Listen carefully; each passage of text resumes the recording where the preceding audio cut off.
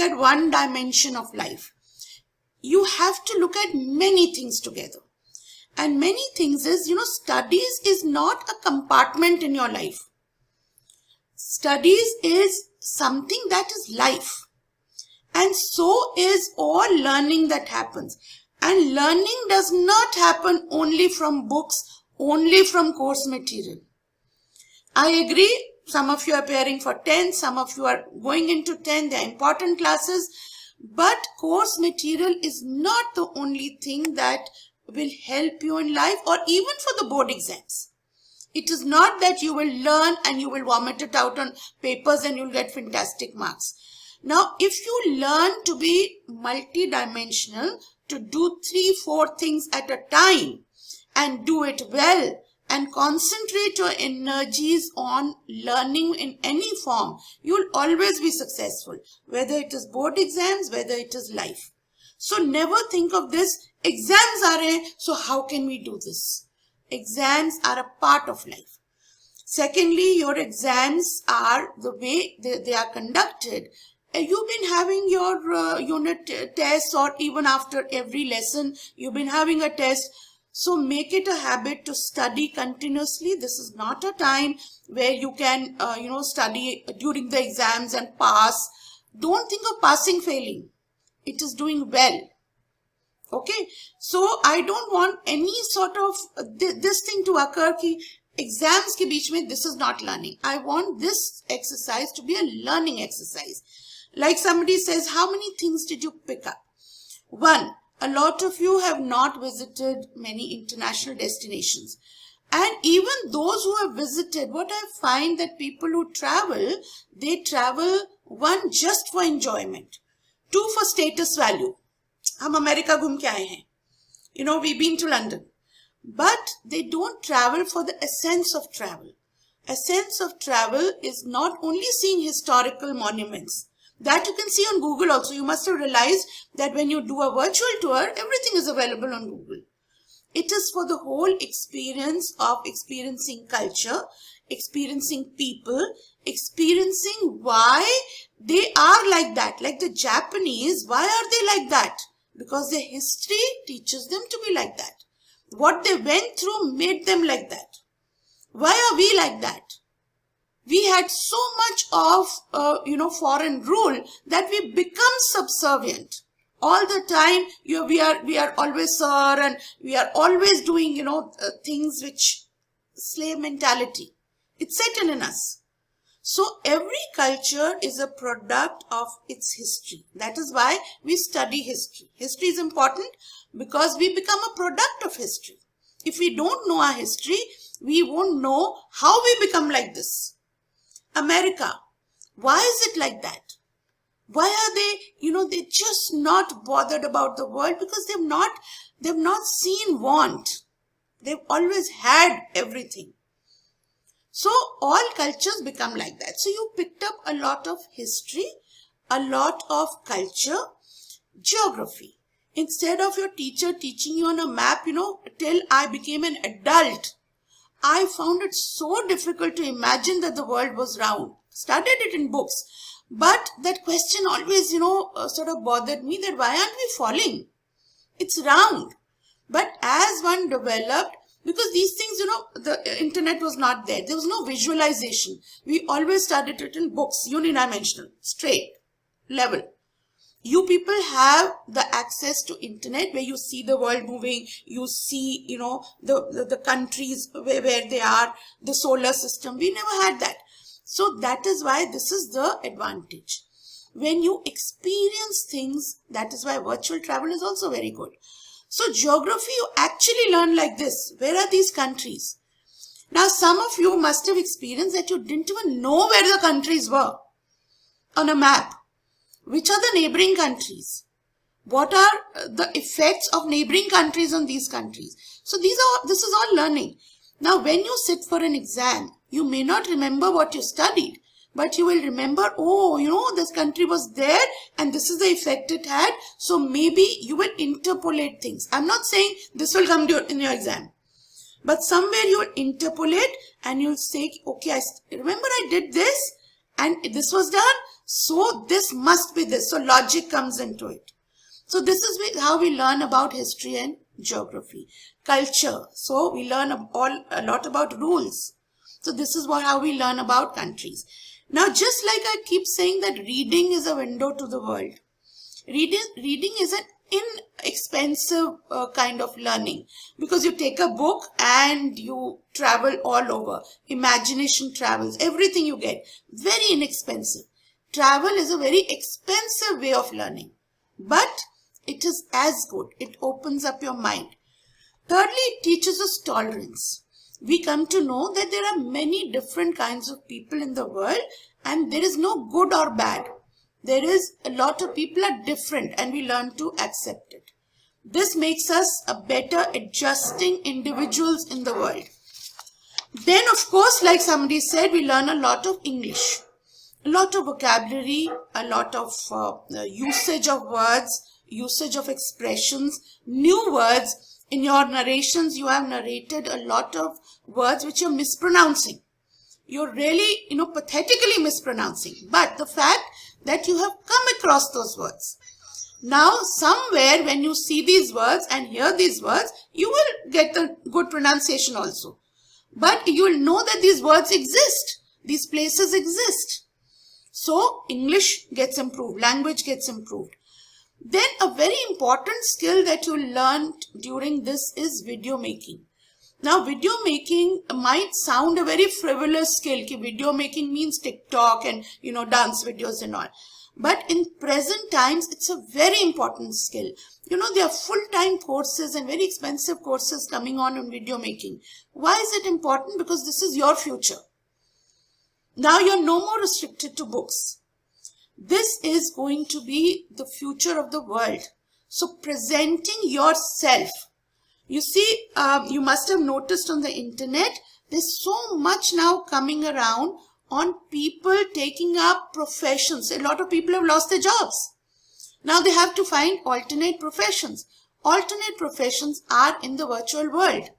So people who are skilled at this kind of thing, they're taking not only online classes, they are becoming influencers, they are becoming, mentors, they are teaching, they are making their own videos, advertising. So all that is now open to you once you start learning these techniques. So some of you have done fantastic jobs with video making as such. Now voiceovers, how to give voiceovers, modulating your voice. Again, a very big industry. Now, you people are at a threshold of choosing careers. Now, choosing careers mean you only, all of you are going in science leni hai, NEET karna hai, doctor banna hai, engineer banna hai.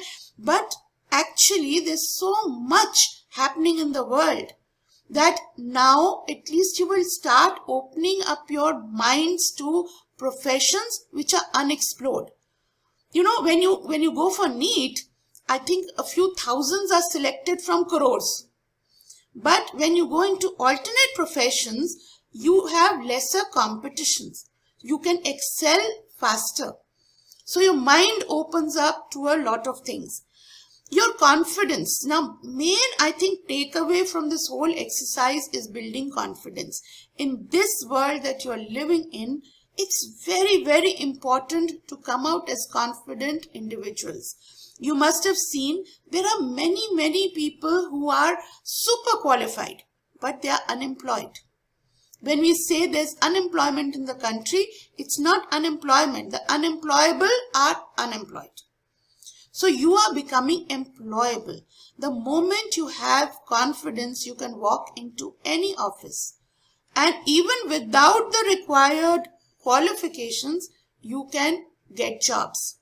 So it's a very important thing to become confident, to be able to sell yourself.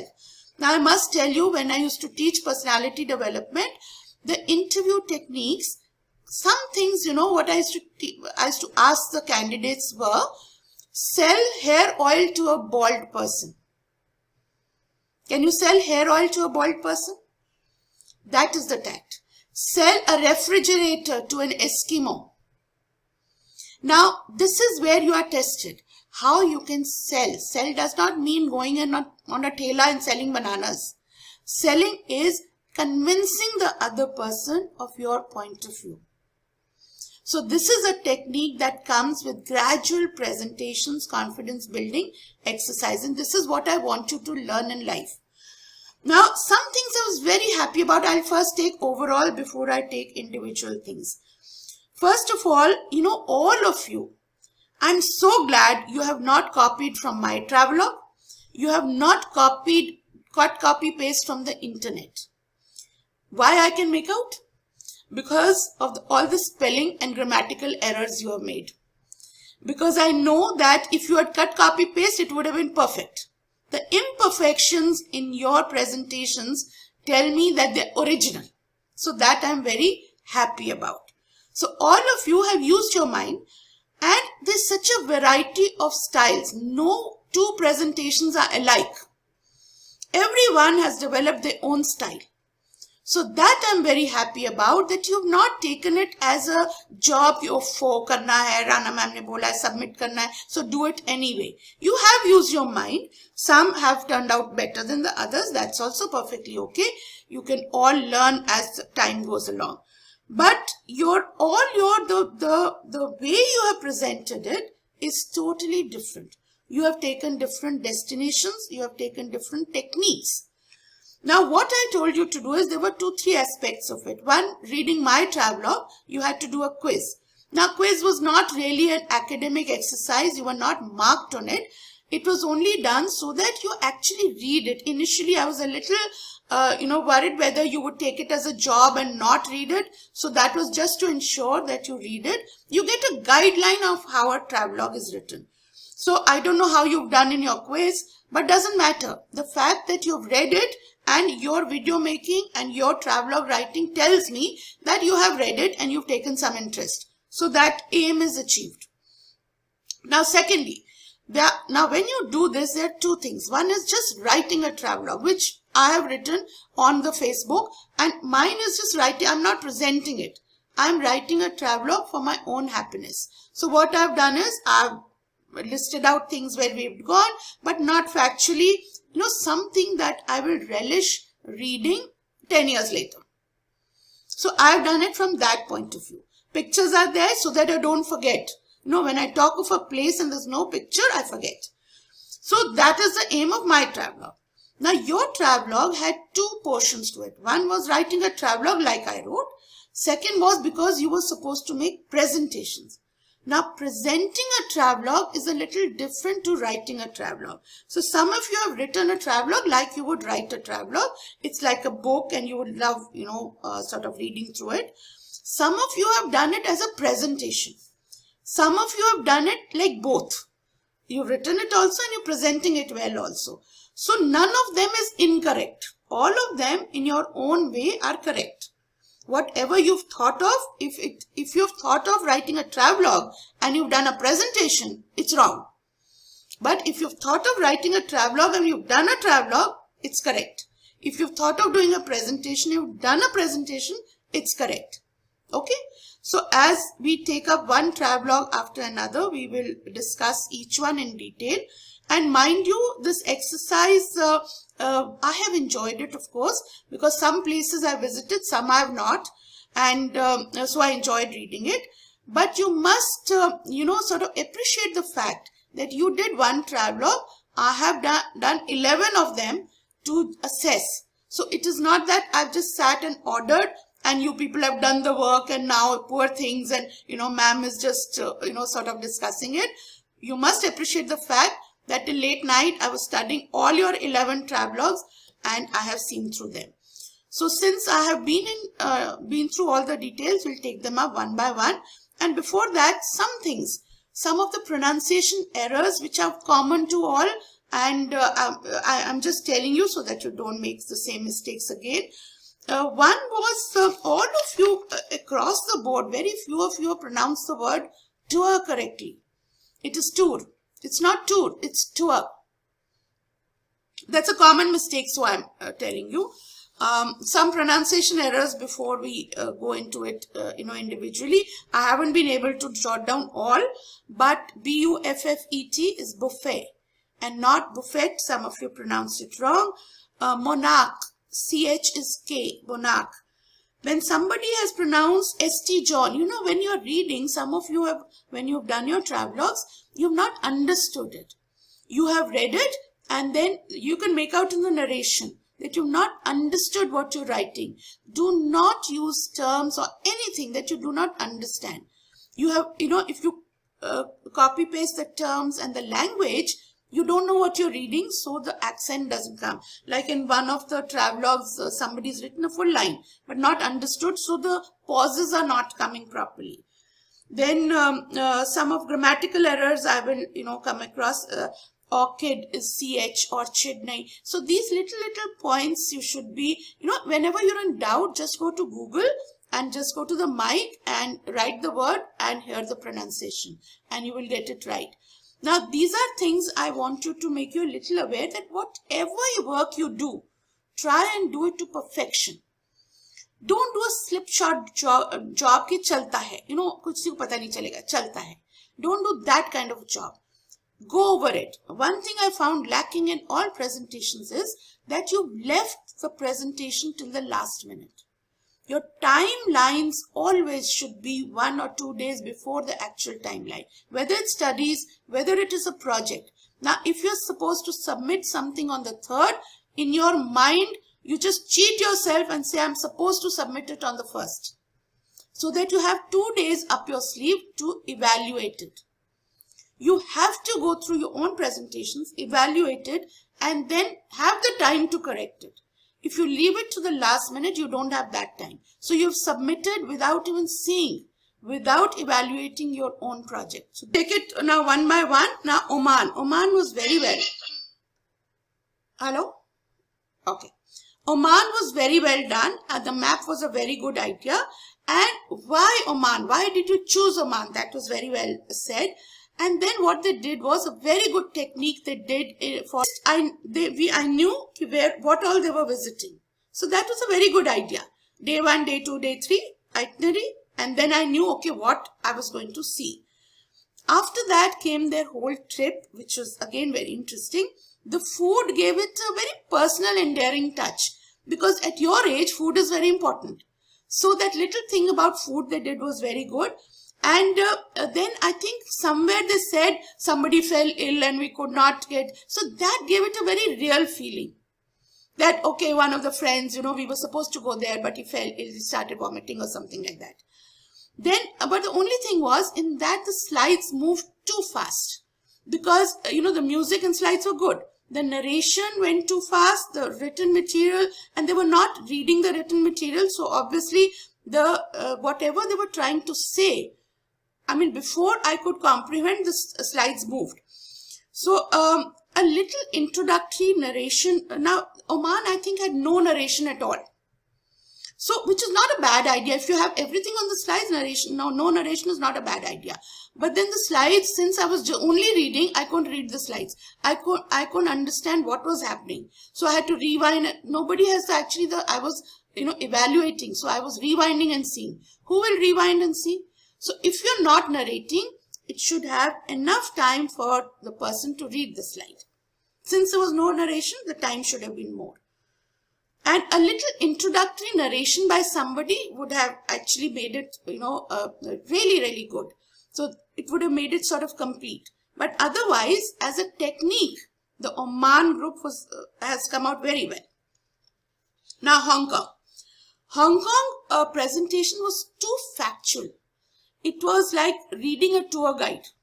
We went this. And secondly, in a travelogue or in a presentation, do not write, we got up at 4, did this, at 7 we moved, at 8 we ate lunch, then we slept, we were very tired, we slept. See, nobody is interested in this routine. Neither are you. After 10 years, when you're reading, you will not see at what time you did what. It gives it a very boring kind of feel. So, this is not what you did in the day and interesting things. You have to pick up the interesting things. So, from that point of view, it was like describing the pictures. And pictures were not very interesting. You know, Hong Kong is a very alive country. The pictures were not very interesting. Whenever you have pictures, have bold pictures. And if you can have some sort of a moving video, you may not have music, but moving pictures are always interesting. If not, even if you have pictures, Have one slide at a time. You cannot have 4 slides and describing, because you don't know which one you are describing. And the narration was too mechanical. Now, also one thing I want to tell you before I proceed, when you're given a project in a group work, it's teamwork. So you must understand anything, even in your future projects that you're given as teamwork. Divide your work according to the talents you have. It's not necessary that all of you have to do the narration. Somebody who's good at narration can speak. Somebody who's good at video making can make the video. Somebody who's good at, sort of mixing recordings, they can do that. And that you must have in the credits. Now, when you see a movie, it's not the heroine and heroine only who make the movie. Sometimes the acting is so good, but the movie flops. Why? Because the script is not good, the editing is not good, the cinematography is not good. So that is why everybody is as important. So don't think that if you don't narrate, your credit will go away. In the credits, you write who's done the mixing, who's shot the videos, who's done the research, who's written the script, so that everybody gets a credit. But narration, leave it to one person, 1 or 2 people who are really good at it. Because when you have these weak narrators, you lose the whole, effect of a presentation. So even if you put in a lot of work, those 2 weak narrators will spoil it. Okay? So next time when you do presentations, see that you don't worry about the credits. It's teamwork.